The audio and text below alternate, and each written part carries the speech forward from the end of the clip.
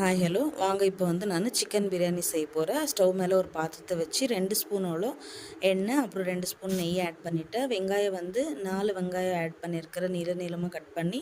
தக்காளி அவ்வளோதான், 3 தக்காளியே நீளமாக கட் பண்ணி ஃப்ரை பண்ணிக்கினேன். அது கூட வந்து பார்த்திங்கன்னா கொத்தமல்லி, புதினா, பச்சை மிளகாய், இஞ்சி, பூண்டு நான் பச்சையாக அரைச்சி அந்த பேஸ்ட் ஆட் பண்ணினேன். கொஞ்சமாக மஞ்சள் தூள், வெறும் மிளகாத்தூள், கரம் மசாலா போட்டு அந்த மசாலாவை நல்லா வந்து எண்ணெய் வெளியே வரவளோ நல்லா ஃப்ரை பண்ணிக்கணும். அதுக்கப்புறம் 1 கிலோ சிக்கனை கழுவி வச்சு ஆட் பண்ணி மிக்ஸ் பண்ணிக்கணும். அப்புறம் ஜீரா ரைஸ் வந்து நான் எடுத்துருக்கிறேன். 1 கிலோ ஜீரா ரைஸை நான் வந்து கழுவிட்டு ஆட் பண்ணிவிட்டு நல்லா மிக்ஸ் பண்ணி எடுத்துகிட்டு அதுக்கு தேவையான அளவு கல்லுப்பு போட்டுக்கிறேன்.